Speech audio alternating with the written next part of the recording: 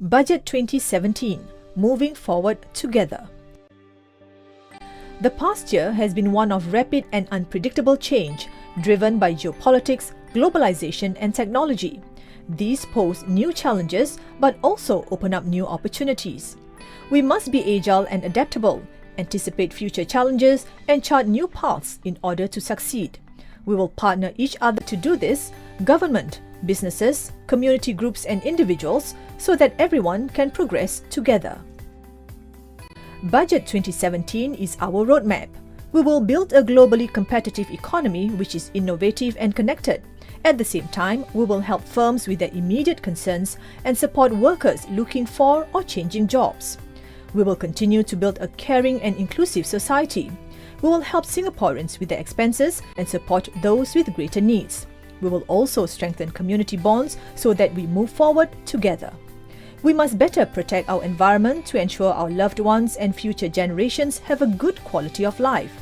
Lastly, this budget seeks to balance anticipated increases in public spending with our revenue in a fiscally sustainable way. To ensure that Singaporeans continue to prosper together, Singapore's continued economic success remains a key objective of the government. Last year, our GDP growth was 2%, which is similar to the 1.9% achieved in 2015. Our unemployment rate remained low at 2.1%.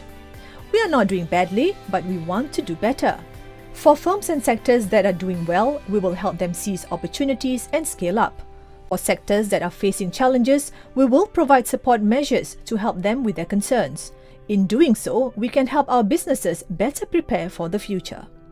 Over the last few years, we have announced measures that support companies, particularly SMEs. Budget 2017 provides even more help. The corporate income tax rebate, which was increased last year, will be further increased and extended by another year. To encourage employment of older workers, we will continue the Special Employment Credit and extend the additional Special Employment Credit. Foreign worker levy increase for the marine and process sectors will be deferred for another year. We will also bring forward public sector infrastructure projects such as upgrading existing community centres to support local construction companies and benefit residents. On top of these support measures, the government is actively building Singapore's capabilities for the future economy. This budget helps workers and businesses prepare for the road ahead and also aims to transform the economy further. To help workers prepare for the future economy, we will have more accessible training to upgrade and deepen their skills. Our universities, polytechnics and ITE will offer more modular and online courses to make it more convenient for working adults. Private placement firms will better match workers to jobs. The National Jobs Bank will also be improved. We will launch the Innovators Academy under the Global Innovation Alliance to help tertiary students build connections and capabilities through overseas internships. As the economy restructures, some Singaporeans may need to find new jobs. The Adapt and Grow initiative will be enhanced to strengthen support for job seekers or those making a career change. We will increase wage and training support under the Career Support Program, Professional Conversion Program and Work Trial Program. Under the new Attach and Train initiative, companies which are not hiring can still offer work attachments to help job seekers build up skills. This increases their chances of finding a job in the same sector in future. Budget 2017 provides a range of initiatives to prepare businesses and SMEs for the future economy. The SMEs Go Digital program will help SMEs embrace digital solutions to innovate and scale up. The program provides step-by-step advice tailored to each SME's stage of development. For companies looking to innovate, A-Star will work with firms to identify technology to help them be more competitive. Next, we will match companies with the requisite IP for their business needs through the intellectual property intermediary. SMEs can also make use of the Tech Access initiative to try prototyping and testing with A-Star's advanced tools, which may be too expensive for them to buy. Helping SMEs expand overseas is another key priority. The Global Innovation Alliance offers entrepreneurs and business owners innovation launchpads, an initiative that connects Singapore-based companies with mentors, investors and service providers in overseas markets. The government is also committing $600 million to the International Partnership Fund that will co-invest in these companies and help them internationalize. In addition, we are introducing Skills Future Leadership Development Initiative for companies who are ready to expand overseas but need to groom promising leaders who can bring their overseas vision forward. We are also enhancing the International Finance Scheme, which helps smaller Singapore-based infrastructure developers take on more overseas projects in emerging markets. So far, we've talked about how we are preparing for the future economy. Even as we continue to build a city of opportunities, we must keep in mind our responsibility to protect our environment. Around the world, climate change and air and water pollution are major concerns. If left unaddressed, they can adversely affect health and quality of life. Singapore is not immune to the effects of climate change. For example, our air quality could decline and our sea levels could rise. We need to take action to protect the health of our loved ones. Importantly, we must safeguard the environment for our children and future generations so they can enjoy a high quality of life. This means that we need to use scarce resources wisely and price them accordingly in order to discourage pollution and encourage conservation. Our water resources have increasingly become a cause for concern. Water is a scarce resource in Singapore. It's also a matter of national survival. Weather conditions in recent years have resulted in less rainfall. At the same time, demand has increased. This means we need to build and maintain more desalination and new water plants. These are expensive but necessary investments that we need to ensure we have enough of our own water. Since the last price revision, the cost of producing water has increased. If we do not price water to reflect this cost, not only will it affect the sustainability of our water supply, but it also inadvertently encourages wastage. Those who waste the most water enjoy the largest subsidy. So there is a need to set the right price for water. However, to help households cope with the increase, the government provides subsidies through USAVE. Diesel is pollutive and damaging to health. Some cities are even planning to ban diesel cars and vans. To encourage lower use of diesel fuel, we will introduce volume-based tax of 10 cents per litre. What this means for taxi drivers is that the immediate amount spent on diesel will increase. However, this increase will be offset by savings from the decrease in the annual special tax of $850. Taxi companies have passed on the special tax savings in various forms. This will help cushion the impact on taxi drivers. For diesel cars, we will reduce the special tax by $100. For other diesel vehicle users, such as company vans and buses, we will provide 100% tax rebate for 1 year and partial tax rebates for another 2 years. Diesel buses that ferry school children will receive additional cash rebates. To encourage the use of cleaner vehicles, we will adjust 2 vehicle schemes.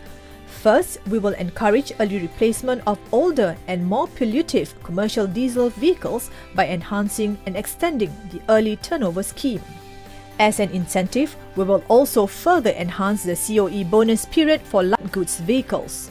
Next, we will replace the carbon emissions-based vehicle scheme with a new vehicular emissions scheme. The new scheme accounts for 4 other pollutants on top of carbon dioxide and will encourage car buyers to buy cleaner vehicles. While the government wants to make sure we do things in a sustainable manner, we are aware of the impact this will have on households. This is why we are spending $850 million to help households manage expenses, especially lower-income households. Apart from helping households manage expenses, we also want to continue supporting families in the areas of housing and your children's care and education. How we can build a more inclusive society is another focus for this year's budget. Over the last 10 years, the government has strengthened our social safety nets and introduced various schemes to address the needs and concerns of Singaporeans. For families, we have increased the supply of HDB flats over the last 5 years and enhanced support in childcare and education. We have also enhanced healthcare benefits through schemes such as Pioneer Generation Package and MediShield Life. To better prepare Singaporeans for retirement adequacy, we have also introduced schemes such as Silver Support to supplement the incomes of our seniors. We will continue to help households manage cost of living expenses amidst the current economic uncertainty. To help families manage their utility bills, we will permanently increase the GST voucher YouSave rebate for eligible HDB households by $40 to $120 depending on flat type. This additional rebate will especially help soften the impact of the water price increase for lower and middle income HDB households.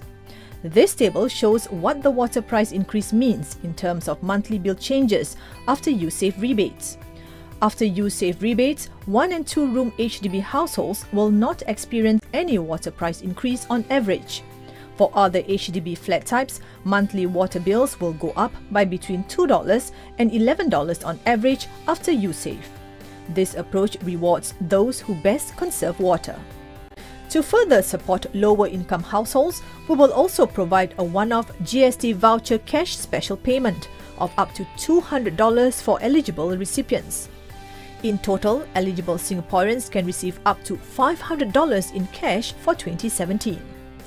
This year, we will provide 1.5 to 3.5 months of service and conservancy charges rebate to eligible HDB households. To extend support to middle-income households, we will also be giving a personal income tax rebate of 20% for the income earned in 2016. This will be capped at $500. Based on current purchase patterns, more than half of new motorcycle buyers will continue to pay the existing 15% additional registration fees. We are introducing 2 new tiers to the ARF to make it more progressive because a small but rising number of buyers are buying more expensive, higher-end motorcycles. We will also stop including motorcycle COEs in the open category to stabilize the number of motorcycle COEs. Supporting families remain a key focus, and we will continue to strengthen support. Many couples start their lives together by applying for BTO flats. However, some may prefer resale flats in order to live closer to their parents or to move in earlier. To help this group of HDB flat buyers, we will be increasing the CPF housing grant for first-timer applicants. For couples purchasing 4-room or smaller resale flats, we will increase the grant by $20,000. For couples purchasing 5-room or bigger resale flats, we will increase the grant by $10,000. If a couple is eligible for the additional housing grant and the proximity housing grant, they can now receive up to $110,000 in housing grants when buying a resale flat, depending on the flat type, location, and their income. Other eligible buyers will also benefit from some grant enhancement. Childcare and infant care places remain a key concern among many young families. We will continue to improve the accessibility and quality of preschools in Singapore. We will increase the number of infant care places to over 8,000 by 2020. For childcare places, we have ramped up supply in the last 5 years by 40%. Today, there are enough subsidized childcare places for more than half of all children between 18 months and 6 years of age. We will also increase the higher education bursary amounts for families with older children.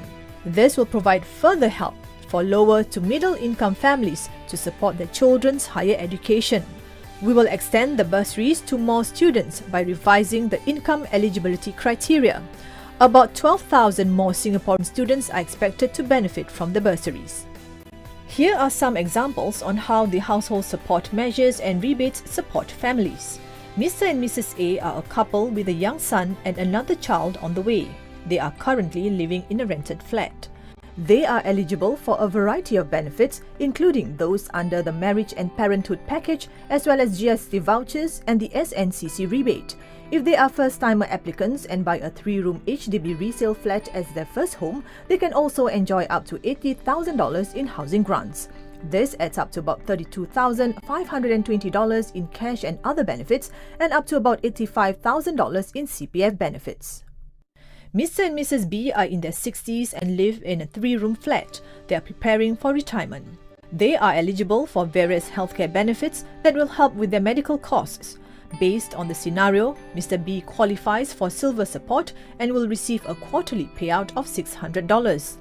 Together with other benefits as well as GST vouchers and the SNCC rebate, they will receive about $8,000 in cash and other benefits, as well as about $6,300 in CPF benefits. Mr. and Mrs. C have 2 children, and Mr. C's mother lives with them in a 5-room flat. As a pioneer, Grandma C receives a range of healthcare benefits under the Pioneer Generation Package, which is for life. The family will receive GST vouchers and the SNCC rebate. The children will also receive MOE bursaries. Together, Family C will receive at least about $12,000 in cash and other benefits, as well as up to $3,000 in CPF benefits. For families A and B living in 3-room flats, the increase in GSTV, USAVE and SNCC rebates will offset on average about 2/3 of the water and SNCC bill increases.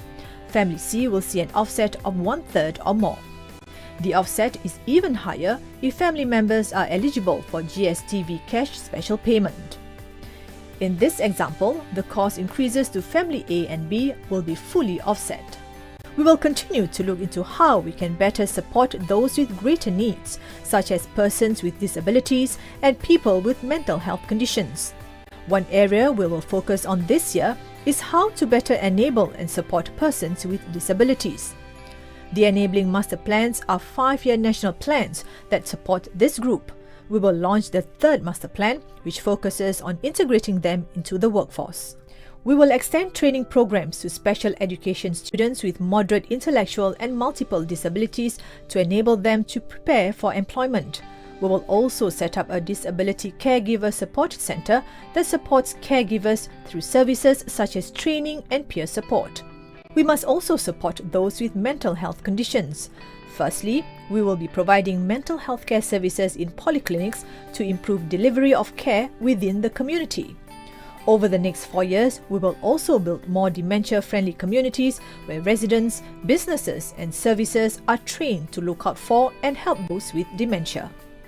To reach out more to those in need, we will also provide voluntary welfare organizations with resources to expand their community efforts. We hope these initiatives will better educate the public on mental health conditions. Importantly, the National Council for Social Services will also ramp up efforts to integrate persons with mental health conditions both at the workplace and in the wider society. On top of caring for all Singaporeans, this budget also aims to strengthen community bonds. One way is through sports. Sports plays a big part in bringing our society together. Just remember how we cheered our Olympic and Paralympic athletes last year. To make it easier for more Singaporeans to participate in sports close to home, we will expand the Sports in Precinct program. We will also expand the Sports Care program to empower more disadvantaged youth. To better support our aspiring athletes, we will also commit up to $100 million to help them reach their full potential. Budget 2017 is a call for all of us to come together as we face an uncertain world. We need to build together. Build an innovative and connected economy, as well as a caring and inclusive society. Hand in hand, we will move forward together to a better future.